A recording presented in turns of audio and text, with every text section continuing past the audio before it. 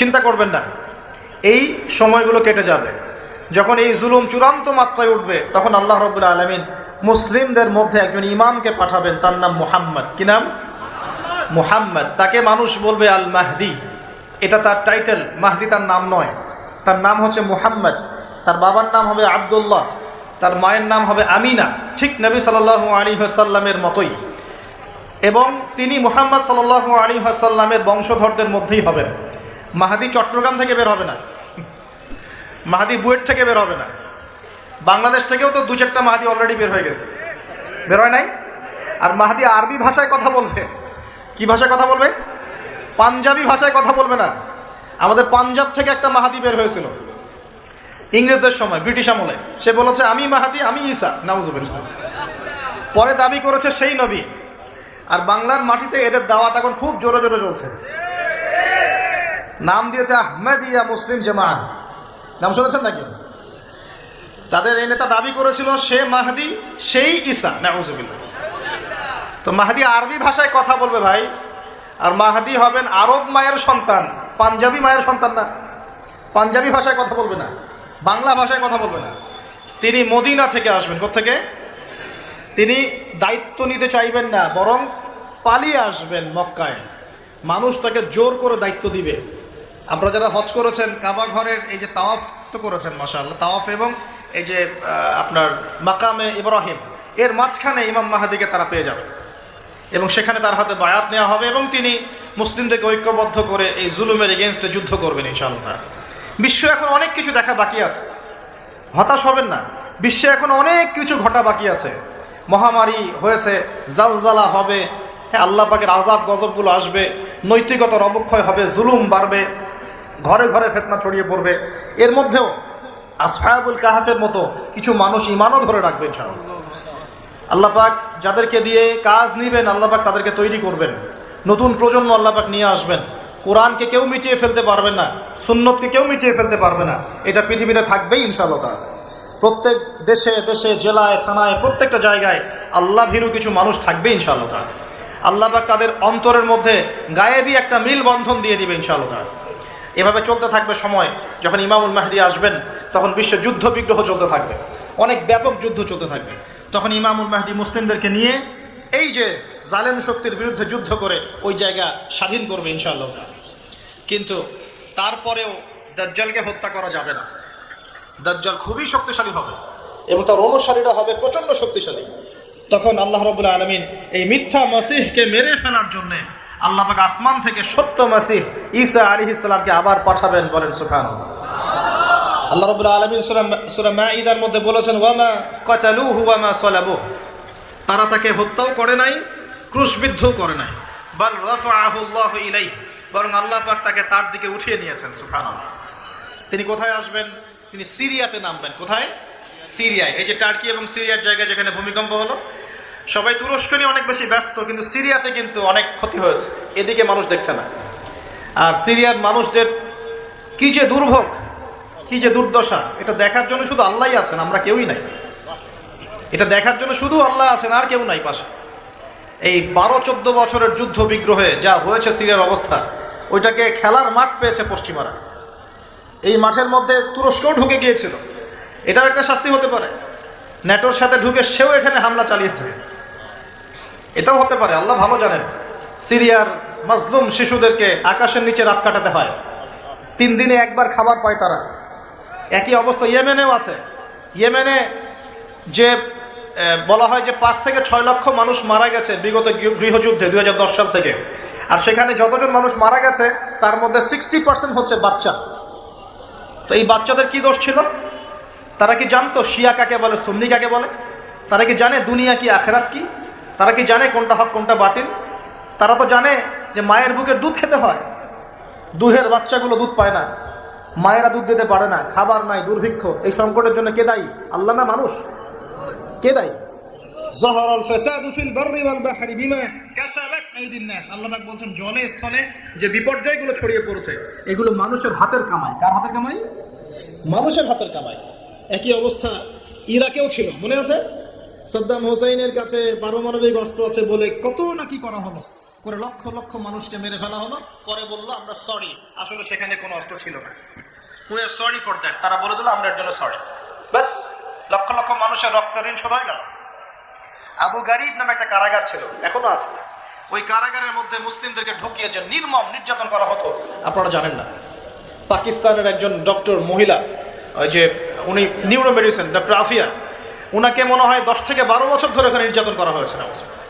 আপনার বোনকে যদি একবার কেউ খারাপ নজরে তাকায় আপনার কেমন মনে হয়? আপনার মায়ের দিকে যদি কেউ একবার খারাপ নজরে তাকায়, একটা খারাপ মন্তব্য করে, আপনার কি মনে হয়? আপনার স্ত্রীকে যদি কেউ একটু গায়ে টাচ করে চলে যায়, শ্লীলতাহানি করে, টিস করে, আপনার কি মনে হবে?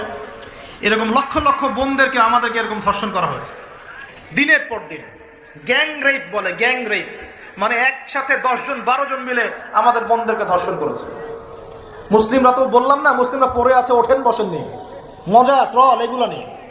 সারা বিশ্বে যা হচ্ছে মুসলিমদের সাথে, যদি আমরা সত্যি জানতাম শান্তিতে ঘুমাতেই পারতাম না, আমাদের ঘুম উড়ে যেত চোখ থেকে।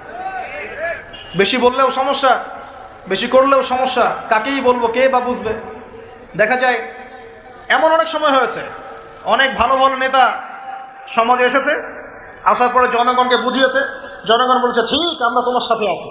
যেই সেই নেতার উপর কোনো বিপদ এসেছে, জনগণ নাই, তাকে নিয়ে কি করবে না, কার সামনেই বা কি বলবো? আমাদের প্রত্যেকটা জেলা বলেন, থানা বলেন, দেশ বলেন, আনাচে কানাচে নিবেদিত প্রাণ মুসলিম ভাই তৈরি করতে হবে, যারা কাজের মানুষ, ঝোঁকে চলে না, আবেগে চলে না, ইস্যু পাগল না, আবেগে চলে না, কাজের অ্যাক্টিভ কিছু মানুষ দরকার, যারা শিক্ষিত, এডুকেটেড, যারা পরিস্থিতি বোঝে, যারা হিকমা বোঝে, যারা নিবেদিত প্রাণ, যারা অর্থ কোরবানি করার মানসিকতা রাখে, শিক্ষা প্রতিষ্ঠান গড়ে তোলে, সোশ্যাল ওয়ার্ক করে, একটা জনসংযোগ যারা গঠন করতে পারে, এমন কিছু মানুষ আর নেতা আল্লাহ আমাদেরকে দান করুন বলে আমি। এভাবে একদিনের মাহফিল বলেন আর ওই ইস্যু পাগল কোন ইস্যু নিয়ে লাফালাফি করে উম্মার বিজয় হবে না। আমাদের সবাইকে যার যার জায়গা থেকে কনস্ট্রাকটিভ কাজ করতে হবে, সবাইকে এফোর্ট দিতে হবে। শুধু একজন দায়ীর দায়িত্ব না, একজন আলেমের দায়িত্ব না, আপনারও দায়িত্ব আছে। তো নবী সাল্লাল্লাহু আলাইহি ওয়াসাল্লাম বলেছিলেন অনেক দিন আগেই, প্রায় 1400 বছর আগে, ওয়াশুরিবাতিল খুমুর, বেশি বেশি মাদকদ্রব্য সেবন করা হবে, ওয়াযহরাতিল কায়নাত ওয়াল মাআজিফ, এবং প্রচুর নর্তকী গায়িকার প্রচলন ঘটবে, ঘটেছে কিনা? ওয়াল মাআজিফ, এবং বাদ্যযন্ত্রের প্রচলন বেড়ে যাবে, বেড়েছে কিনা? নবীজি অন্য হাদিসে বলেছেন লা ইয়াশরাবান্না আন-নাস মিন হাযিহিল উম্মাল খামর ইউসাম্মুনাহা বিগাইরি ইসমিহা। এই উম্মতের এক অংশের মানুষ মাদকদ্রব্য সেবন করবে, কিন্তু তার নাম রাখবে ভিন্ন, মাদককে মাদক বলবে না, ভিন্ন নামে সম্বোধন করবে। নবীজি বলছেন ইউযাফু আলা রুউসিহিমুল মাআজিফ, মানুষের মাথার উপরে, মাথার কাছে বাদ্যযন্ত্র বাজতে থাকবে। এর ব্যাখ্যা আমরা বুঝতে পারতাম না, এখন বুঝতে পারি। মানুষের মাথার কাছে, কানের ভিতরে কেমন করে বাদ্যযন্ত্র বাজতে পারে, কিভাবে বাজতে পারে? ইয়ারফোন, ব্লুটুথ, সবার কানে কানে, সবাই গান শুনছে, নাউযুবিল্লাহ। বাদ্যযন্ত্র কানের ভিতরে না? নবীজি 1400 বছর আগে বলে গেছেন ইউযাফু আলা রুউসিহিম বিল মাআজিফ, মাথার উপরে, এখানে কানের কাছে, মাথার উপরে বাদ্যযন্ত্র বাজতে থাকবে। নবীজি বলছেন ওয়াযহরাতিল কায়নাত, এই যে গায়িকা নর্তকীদের সংখ্যা বাড়তে থাকবে, ওয়াল মাআজিফ, বাদ্যযন্ত্র বাড়তে থাকবে, ওয়াল মুগান্নিয়াত, এবং গান গায় যে মহিলা, এদের সংখ্যা বাড়তে থাকবে। বাড়ছে কি না? বাড়ছে। নবীজি আরো বলেছেন ওয়ালাআনা আখির হাযিহিল উম্মাহ উলাহা, এই উম্মতের শেষের দিকের মানুষেরা প্রথম দিকের মানুষদেরকে গালিগালাজ করবে। করছে কি না? শেষের দিকের মানুষেরা প্রথম দিকের মানুষদেরকে গালিগালাজ করবে, বলবে ইসলাম তো ওই যুগে চলতো, এই যুগে চলে না, ইসলাম তো ওই যে সেকেলে ধর্ম, মধ্যযুগীয় বর্বর, এই কথাগুলো শোনেন কি না? উম্মতের শেষের দিকের লোকেরা প্রথম দিকের মানুষদেরকে গালিগালাজ করবে। নবীজি আরো বলছেন যে ওয়াসাদা কাবিলুহু ফাসিকুহুম, একটা কওমের সর্দার হবে ওই কওমের সবচেয়ে ফাসিক ব্যক্তি। এমনটা হয় কি না? একটা কওমকে নেতৃত্ব দিবে সেই কওমের সবচেয়ে ফাসিক ব্যক্তি। ফাসিক কে? কে ফাসিক? আল্লাহ পাক ইবলিস সম্পর্কে বলছেন যে ইবলিস আদমকে সেজদা করলো না, সূরা কাহাফের মধ্যে ওয়াইজ কুলনা লিল মালাইকাতি ইসজুদু লিআদম ফাসাজাদু ইল্লা ইবলিস। আমি যখন ফেরেশতাদেরকে বললাম যে আদমকে সেজদা করো, সবাই সেজদা করলো, ইবলিস করলো না। ফাফাসাকা আন আমরি রাব্বি, সে তার রবের আদেশের সাথে ফাসেকি করলো, মানে রবের আদেশ মেনে না চলাটাই ফাসেকি। আর নবীজি বলছেন ওয়াসাদা কাবিলুহুম ফাসিকুহুম, একটা কওমের নেতৃত্ব দিবে ফাসিক ব্যক্তি, যে আল্লাহ পাকের হুকুম আহকামের পরোয়া করবে না। ওয়া কানা যাঈমুল কওমি আরযালাহুম, সমাজের সবচেয়ে নিকৃষ্ট মানুষকে কর্তৃত্বের আসন দেওয়া হবে। এগুলো হচ্ছে কিনা সমাজের মধ্যে? আরো বলছেন ওয়াজাহরাতিল আসওয়াতু ফিল মাসাজিদ, মসজিদগুলোর মধ্যে শোরগোল হট্টগোল বেড়ে যাবে, যাচ্ছে কিনা? যখন এমন হবে নবীজি বলছেন ইয়াখসিফুল্লাহু বিহিমুল আরদ, আল্লাহ রাব্বুল আলামিন ওই সম্প্রদায়কে এই ভূমি সহ নিচে ধসিয়ে দিবেন, বলে নাউজুবিল্লাহ। এখন ভূমিধস ভূমিকম্প আসছে কিনা? আরো বলছেন নবী সাল্লাল্লাহু আলাইহি ওয়াসাল্লাম ওয়ায়াজআলুল্লাহু মিনহুমুল কিরাদাতা ওয়াল খানাজির, আল্লাহ রাব্বুল আলামিন তাদের মধ্যে কিছু মানুষকে শুয়োর এবং বানর বানিয়ে দিবেন, বলে নাউজুবিল্লাহ। আর মানুষ কিন্তু বাহ্যিকভাবে বানর হয় না, দেখা যায় ভিতর থেকে বানর হয়ে গেছে, ভিতর থেকেই বানর হয়ে গেছে। ভিতর থেকে বানর মানে কি? বানর হচ্ছে এমন প্রাণী যে পাবলিকলি জেনা করে, পাবলিকলি জেনা করে। বানরের স্বভাবটা আপনাকে বলছি, বানরের স্বভাব কি? প্রাইভেট লাইফ আর পাবলিক লাইফের পার্থক্য বানর বোঝে না। কোন কাজগুলো প্রাইভেট লাইফে করতে হয় আর কোন কাজগুলো পাবলিকলি করতে হয়, এই কমন সেন্সটা বানরের নাই। আমার কথা কি বুঝতে পারছেন? প্রাইভেট লাইফ মানে যে কাজগুলো আমরা ব্যক্তিগত জীবনে করি, গোপন কাজ। আর পাবলিক মানে যে পাবলিকলি আমরা সবাই বসে আছি এখন, পাবলিক লাইফ। তো প্রাইভেট লাইফ আর পাবলিক লাইফের পার্থক্যটা বানর বোঝে না। আর আল্লাহ পাক কি শাস্তি দিবেন? বানর বানিয়ে দিবেন। সত্যি সত্যি কি মানুষ এখনো বানর হয়েছে? কাউকে দেখেছেন যে মানুষ থেকে বানর হয়ে গেছে? এমন কি হয়েছে এখনো? শুধু সূরা বাকারা একটা দলিল আছে, শনিবারের সীমা লঙ্ঘন করার জন্যে আল্লাহ পাক বনু ইসরাইলদের একটা দলকে মানুষ থেকে বানর বানিয়ে দিয়েছিলেন। এই একটা দলিল কোরআনে পাওয়া যায়। এই উম্মতের মধ্যে কখনো শুনেছেন উম্মতে মুহাম্মাদির কোনো ব্যক্তি মানুষ থেকে বানর হয়ে গেছে? এটা হতে পারে মানুষ ভিতর থেকে বানর হয়ে যাবে, অর্থাৎ পাবলিক লাইফ আর প্রাইভেট লাইফের পার্থক্য বুঝতে পারবে না। এমনটা হচ্ছে কিনা? মানুষ এখন পাবলিক লাইফ আর প্রাইভেট লাইফটা একাকার করে ফেলছে না? বিয়ে করেছে, স্ত্রীকে দেখবে সে, ভালোবাসবে সে, স্ত্রী সাজবে তার জন্যে, এগুলো সব প্রাইভেট ব্যাপার। এগুলোকে মানুষ পাবলিক করে ঘুরে বেড়াচ্ছে না? বুঝতে পারছেন না মনে হয়? বাসায় শুয়ে আছেন, স্ত্রীর সাথে গল্প করছেন, প্রাইভেট বিষয়। এটাকে ফেসবুকে ছবি তুলে যারা দিল, সে প্রাইভেট লাইফটাকে পাবলিক করে দিল না? মানুষ প্রাইভেট লাইফ আর পাবলিক লাইফের পার্থক্য বুঝতে পারছে না এখন।